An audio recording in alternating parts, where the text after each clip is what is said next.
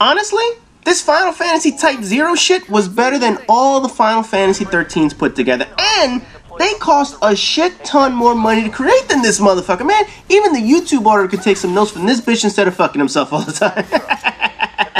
So now that I'm finally taking my break from Destiny, since there's really nothing left to play for in that fucking game, ever since they announced all the changes in the Taken King, there's nothing left for me to collect or actually do in the motherfucker. So, I decided I was going to play something different. I decided to start playing this joint about 4 to 5 months after I bought it. I knew that I was going to get into it eventually, and I finally got a good month or so to dedicate to a Final Fantasy game like they all deserve. And it's funny, because when Final Fantasy games come out, everything else takes a backseat. Every numbered Final Fantasy game that I have ever purchased was an immediate day one play. No interruptions, no other game on my agenda until I finished that motherfucker. That's what kind of game it was. I mean, after all, you know my affinity for Final Fantasy VII, and since that game, every single one has taken priority in my library as soon as that shit comes out. And as I've ranted in the past, Final Fantasy 13 just wasn't a good game. In fact, it was fucking terrible. It was so terrible that Square Enix tried to make 2 sequels to make up for how bad of a game it was.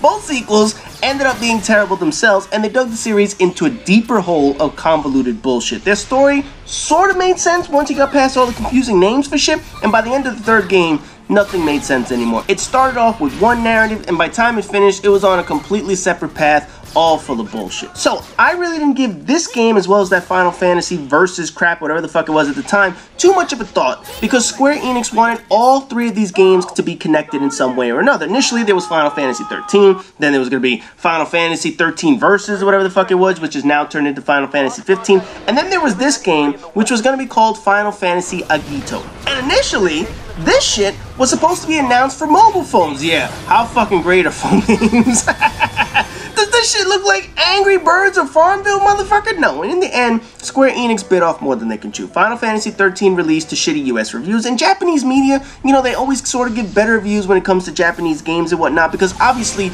Japan embraces weird shit. They embrace their own video game studios, so when a Final Fantasy 13 game comes out, naturally, Japanese media are gonna hype that shit up so people buy that motherfucker. Final Fantasy 13 Versus was in production for over 10 fucking years, and now it is eventually morphed into Final Fantasy 15 and that emo-looking motherfucker Noctis.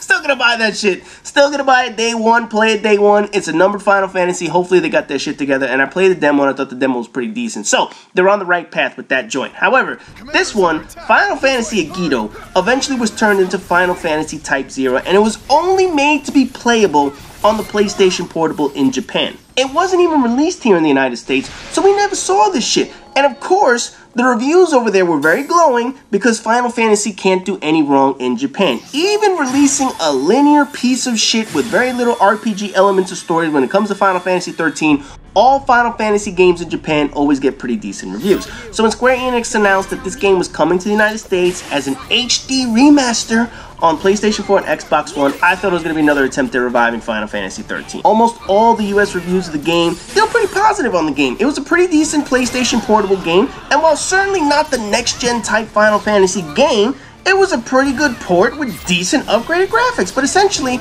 you can tell that this was a PlayStation Portable game. Now, back in the day, after this whole Fabulous Novellas Crystallis, whatever the fuck that shit is, where all 3 of those games were supposed to be combined, after Square Enix realized this was total bullshit, they sort of pulled Final Fantasy Agito away from that series and turned this into that Final Fantasy Type 0 crap. So obviously, from the start, there was going to be elements that were similar to Final Fantasy 13, but they pretty much wanted something completely different and a completely different narrative away from what they were trying with all the other games. Now granted, Final Fantasy 13 and 15 are still going to have some connection. Final Fantasy Type 0 and Final Fantasy 13 still have some connection, but essentially, they wanted to break up all these games because they realized this was sort of bullshit. So as time has gone on, obviously I haven't played the motherfucker. One of the big reasons that kept me from playing this joint right away, besides Destiny and shit like that, was the fact that the battle system was very similar to Crisis Core. When I played Crisis Core, I thought it was okay. I know a lot of people enjoyed playing the game, but I will say, it wasn't a game that I would go back and play again. It was decent while I played it, but the battle system wasn't one of my favorites when it came to a Final Fantasy game. Yes, it had more action. Yes, it had a lot more to do when it came to actually controlling your character. However, it just didn't feel like a Final Fantasy game to me. So in coming into this game, I was actually hesitant to play it, mainly because the battle system was pretty much the same fucking thing as I saw before. However, for a PlayStation Portable game, I gotta say, this is pretty good. It isn't PlayStation 4 quality, it's absolutely not, but it was never meant to be on the PlayStation 4. It wasn't meant to be a mobile type game either. And I'll say that right now. The smartest thing they did about this shit was taking it off of being the fact that it could be a mobile phone game. They realized there is no way in hell we can complete the game that we want only for a fucking phone, and that's why it ended up on PlayStation Portable. And that was a very smart move, because there is no way this was going to end up on a fucking phone. Compared to other mobile games, and I'm going to say mobile when it comes to handheld games, this is some high quality shit. I will tell you right now, people that own a PlayStation Portable will tell you, if you played this game on a PSP or with a Vita, whatever the fuck it is, this is some top-notch shit right here. They created one of the better handheld games along with some of the other few joints that came out, but most of the handheld games were all crap with this motherfucker. But anyway, the story in this one, though, is definitely a big improvement. I can see why they wanted to distance themselves from other Final Fantasy games, because it is a much more adult concept game. I mean, the opening cutscene alone, with soldiers killing innocent people, blood being splattered all over the place, which is something you almost never see in a Final Fantasy game, and the killing of a chocobo right off the bat, you can tell that this game was not your kiddie Final Fantasy games that we all know and love. This was not going to be your old Final Fantasy VII with arcade-ish, cartoonish shit. This was meant to be an adult game. A war was breaking out, which seems to be the common theme in all these new Final Fantasy games. And it really reminded you of a lot of elements that came out of Final Fantasy XII. Personally, I think this storyline falls right in line with Final Fantasy XII more than anything. Final Fantasy XII was built in concept of a war threatening all the nations, and this game does it as well. The difference here with this game is that it doesn't have that flaming cunt Vaughn as the main character. Oh my god. Has there ever been a bigger pussy as a main character in a Final Fantasy game? Between Vaughn and Titus, those whiny bitches were by far the worst lead characters of any fucking Final Fantasy game. Anyways, I'm not gonna rant on that motherfucker here. There's no pussy whip bitch of a main character. Sure, they have some stereotypical shit in this game with the overly tough macho guy with the douchey haircut on your fucking team. I think there's one guy with a mullet on your team.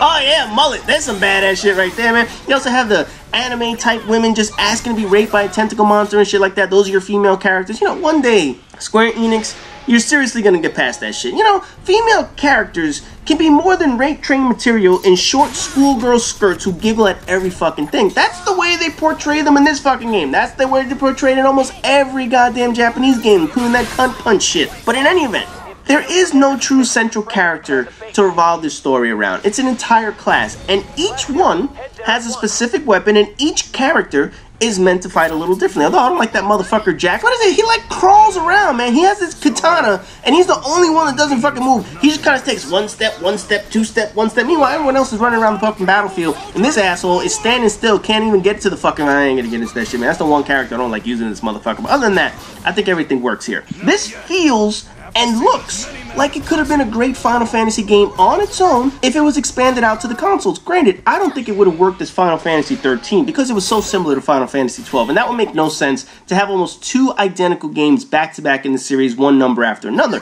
But maybe Final Fantasy 14, if anything, you know, if they didn't put that shit online. Even Final Fantasy 15. I mean, there was a ton of ways they could have incorporated this into a number series to show the different direction that Final Fantasy games could take. But in the end, it was a PlayStation Portable game, and judging by the comments made by the director of the game, Type 0 could turn into its own series in its own sort of way. Whether it stays on the portable consoles, whether it becomes an own series, whether it's added to the main numbered Final Fantasy games, who knows? But I like this style. I like that Final Fantasy went with a more adult-themed game, and they stayed away from one character conflict type game, and they focused on an entire group. To me, that was a nice big change. Whether it happens in the future games remains to be seen, but this is some quality shit. It really makes you wonder, how did they manage to fuck up Final Fantasy 13 in so many ways?